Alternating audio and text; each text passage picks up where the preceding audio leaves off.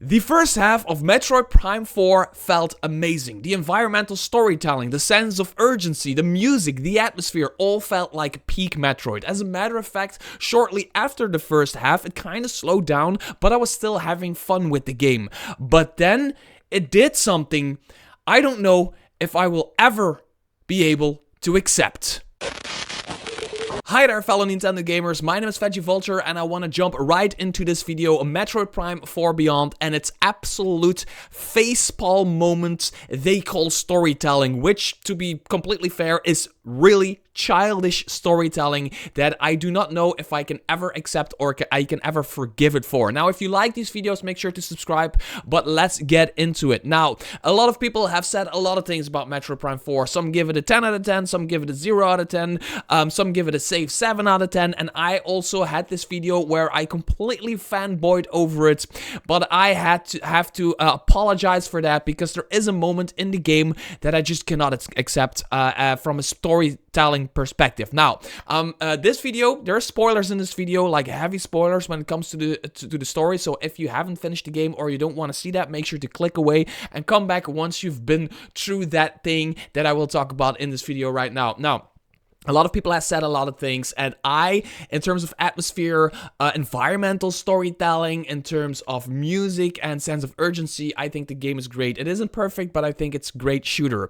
And I'm not talking about that one quest where you need to go find all of those crystals, almost all of those crystals in the desert. That sucks, but I can also forgive the game for doing that. I will deduct points for it, but I can forgive it for that. Now, there is this area in Metroid Prime 4, where they call it the Great Mines, if I'm not mistaken. It is the last, like, big area you go into to find the last thing. You need to find one of the last keys, whatever, yada, yada, yada, yada, right? Pretty damn late in the game. You have all of these NPCs that decide to follow you and help you out, right? There's this entire group. There's this droid dude, there's the sniper, there's Duke, which is like the sergeant, and then there's the woman who fanboys over you, and Mackenzie stays back because he's the guy on the radio. He's not really like a fighter type dude. So they follow you. You get attacked by a dozens of these creatures that are in Metroid Prime 4, right?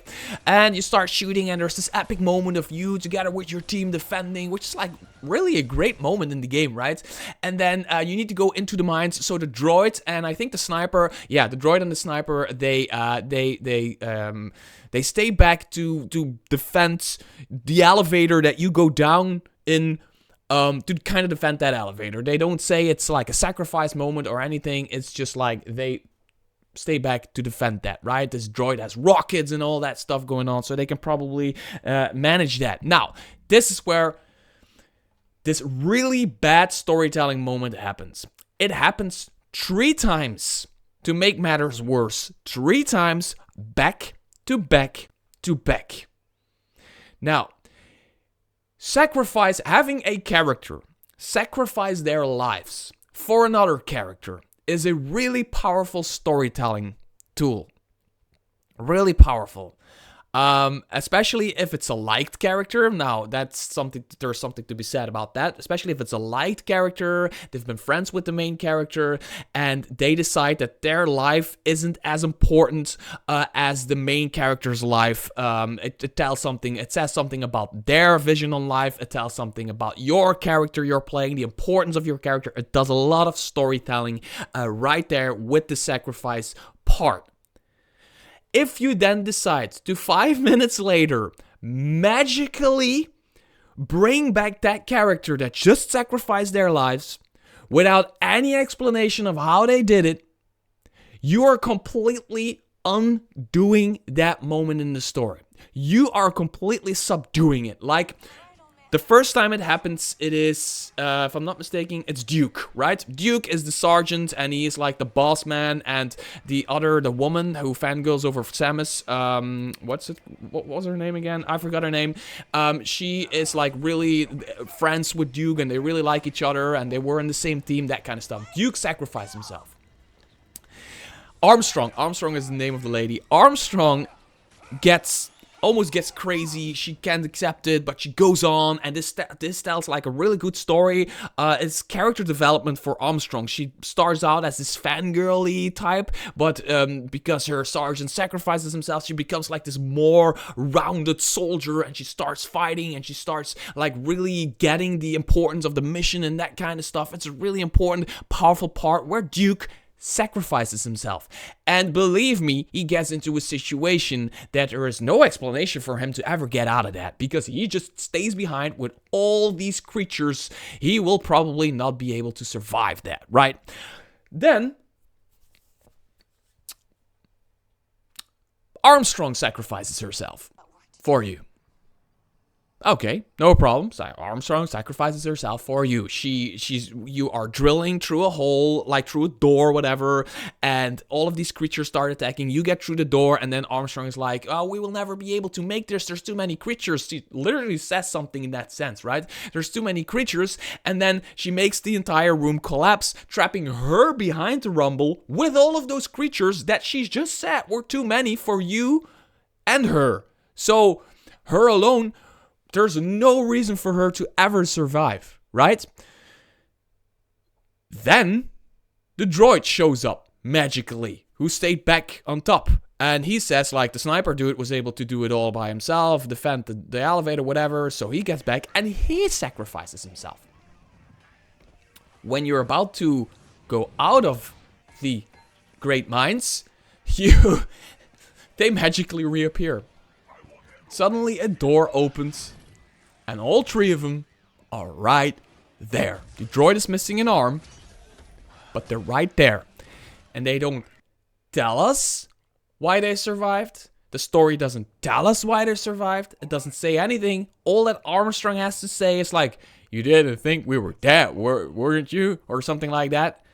That absolutely sucks if you do it once.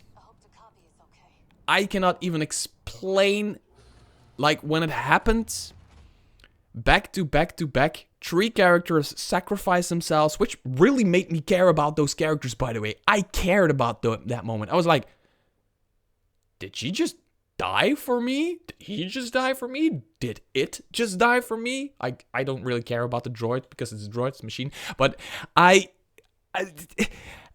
they just come back, and the entire point of the sacrifice just, I don't know. I might be the only one. I haven't seen anybody talk about this story moment.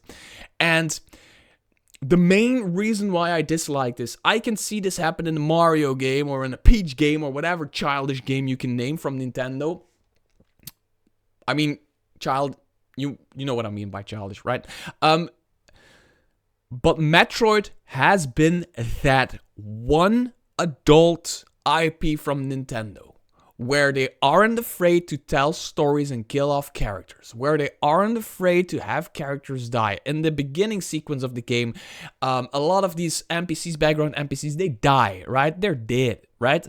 But it's just, they just don't. I don't know who decided this. Is this Game Freak? Is it Retro Studios? Is it Nintendo? Is it somebody in between that it get lost in translation with emails or anything? I don't know. But somebody decided that they didn't have the guts to kill off these NPCs. Now, I know what happens in the end of the game. I'm not gonna talk about that here. But at that point in the game, that is just proper bad storytelling.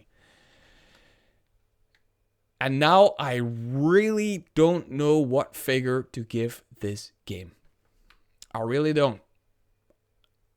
I don't like the collecting the crystals in the desert, but I can accept it. I don't like that it is a little bit too linear, but I can accept it.